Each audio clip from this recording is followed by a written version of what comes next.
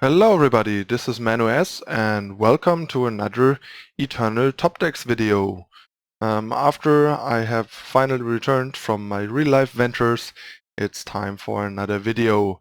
And today I'm going to talk about Argenport Midrange, one of the new top decks emerging from the latest adventure, The Tale of Horus Trevor, thanks to Tavrod Auric, and probably the best Tavrod deck that exists. Alright, so let's talk about the deck. This is basically a fairly typical mid-range deck with some disruptive elements like Sabotage and Removal and some relic weapons to control the pace of the game a bit and mitigate what the opponent gets and doesn't get to do, while kind of deploying our own game plan of proactively pressuring our opponent either with Bartholo plus weapons, or some flyers, or simply the powerful Tavrod Auric broker. And all these pieces kind of interlink nicely. So let's talk about the disruption cards. We have for Sabotage. This is one of my longtime favorites of Shadow midrange decks. I think the card is still very underrated and underplayed in main decks. It allows these decks that kind of start a little slow into the game to make sure that they at least get to like establish themselves once they get going, rather than just keep getting hit by tempo swings, struggling to even get into the game, and then just getting to a point where it's too late. So being able to take away the cheap removal and cheap tricks of your opponent before you start deploying your 2 and 3 drops is a pretty big deal in my opinion, and helps a lot with not being out-tempoed. And the other part this helps with still is not being overpowered in the mid to late game, because there's a bunch of spells that are really powerful and can really swing the game in the favor of the opponent, be it Harsh Wall, be it a Starsteel Die Show, a Chalice, a Channel the Tempest, a Smuggler's Stash. There's a bunch of these cards, or even a critical burn spell to like an Obliterate to burn you out. All these cards can be very game-changing, and Sabotage deals with all of them for a measly 1 power, which is really nice. I'm sure it has its downsides. It's preemptive. It only hits a limited amount of card types, so sometimes you just miss and they don't have anything. But even that is sort of meaningful information, because then you know, okay, since you often know what their options would be, and if they don't have any, you know, okay, they can't interact with me, and I can just play maximum aggressive and take advantage of the fact that they don't have any targets for Sabotage, which is still some value. Not as much as hitting, but it's still not useless. You just gotta make proper use of the information that you get. Then we have a removal suit of 2 Annihilate, 3 Vanquish, 3 Slay, and if you want to count it, 4 Auric Runehammer. The Annihilates are basically there to have some cheaper early game removal for random 1 and 2 drops and 3 drops to just that Vanquish can't hit, so that you just don't get overrun too easily by more aggressive opponents. And the other thing that Annihilate does is that it's a great answer to killer effects, especially Predatory Carnosaur, to protect Bartholo especially, and other units in general. So having some instant speed, like fast spell removal to stop killer effects is pretty good and pretty important, I think, in a deck that tries to suit up a Bartholo and beat the opponent that way, because that's often the best answer aside from relic weapons, which we already cover with Sabotage. The 3 Vanquish are just really good, they're cheap, they're efficient, they deal with all the Tavrods and other similar stuff. I like the split of like 3 and 3 right now, simply because the deck is a bit slow, and having more cheap answers in Vanquish rather than the 4 Slay is pretty good.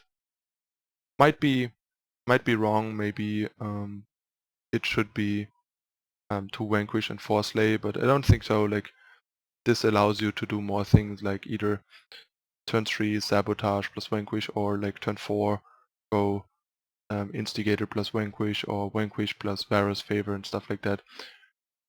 Or even turn 5 play one of the other 3s and Vanquish. It just gives you more flexibility in how you sculpt your turns and how you use your stuff, especially because most of the things you really have to kill die to Vanquish anyway.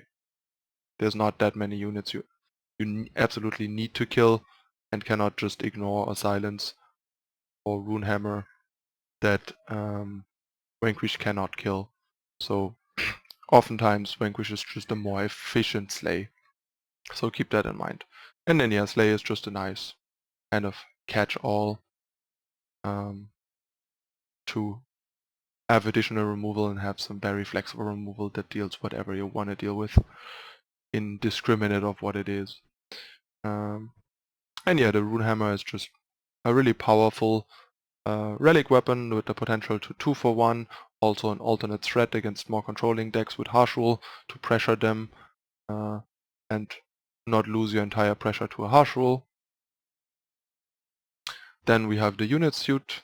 It's only 20 units, which is still not even that little, like kind of a bunch for this kind of mid-range deck actually, but yeah, they're all basically the best possible options, sort of. So it's 4 Instigator, 4 Bartholo, 4 Enforcer, 4 Impending Doom, and 4 Tavrod. Instigator is just the best 2-drop for the deck in these colors. It's pretty good on offense and defense and synergizes well with the removal in the deck, dealing extra damage to the opponent when we are the aggressor. Bartholo is one of our win conditions together with our weapons. Just a really annoying card that can win games on its own, backed up by a bunch of relic weapons while the opponent does whatever he wants and we don't care and just attack with Bartholo a couple times and win. It's part of where the power of the deck comes from. Then 4 Enforcers, just a great evasive threat with some really nice problem-solving utility, just a premium mid-range unit really. 4 Impending Doom as another like powerful standalone threat that can take over games on its own. We are very well equipped to deal with Sandstorm Titan, making sure that this almost always is a really hard to impossible to block evasive threat, bashing down the opponent.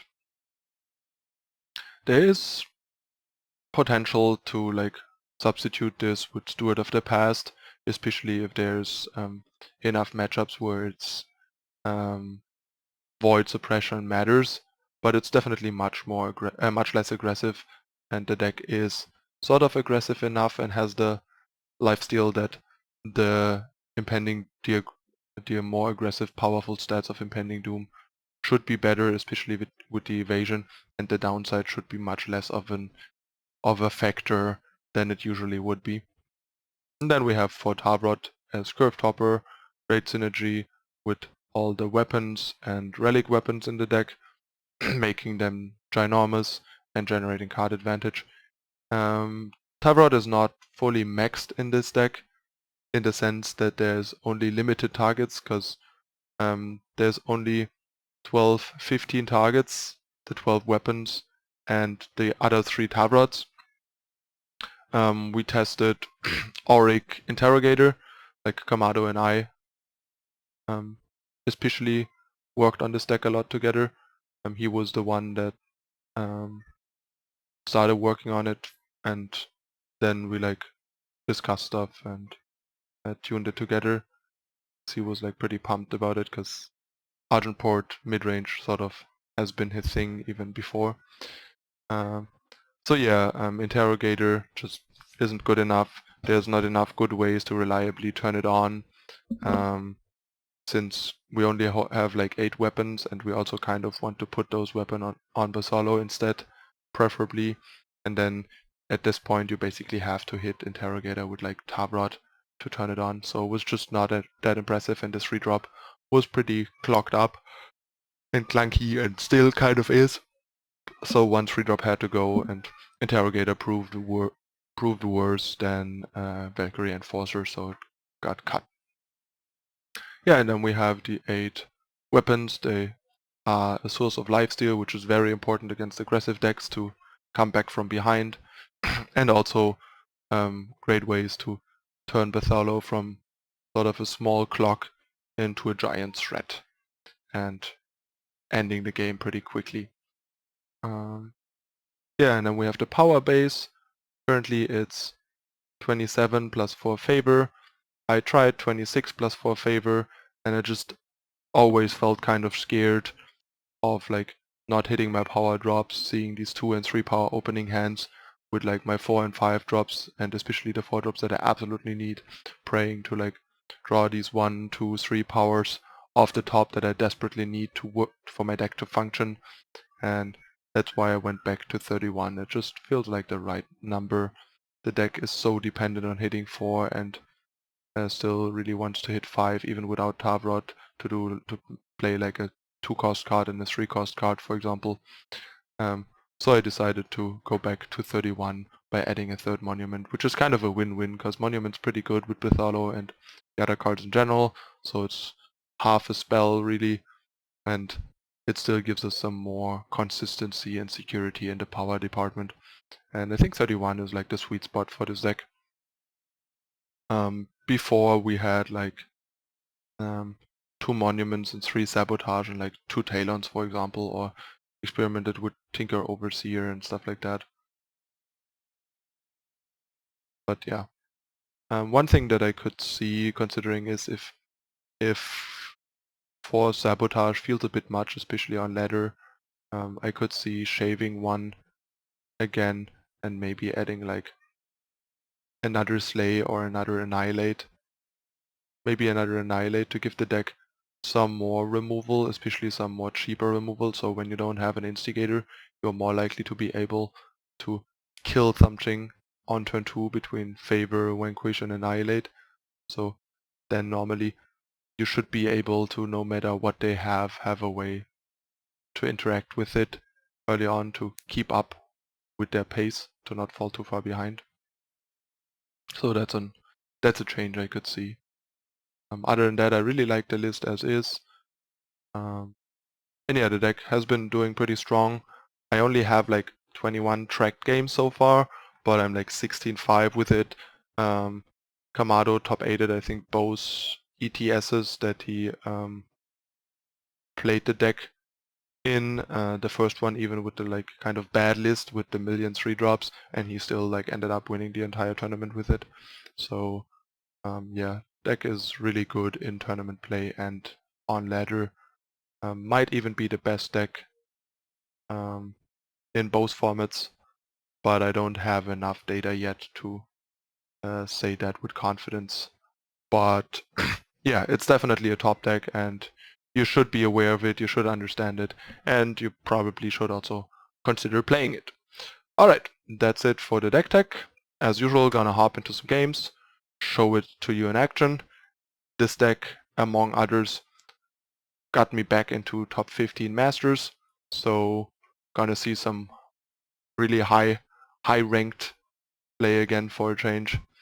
Haven't been recording in these high ranks in a while because been trying not always like trying hard enough in terms of deck choice and just experimenting, and ladder got more and more competitive, so by now if you're just kind of messing around and experimenting too much, you're not gonna be in the top ranks anymore. So if you want to be the top ranks, you gotta do your best and play the best possible options these days. And that's what we're gonna do today. So stay tuned for the first half of the games coming up in a moment. Thanks for watching.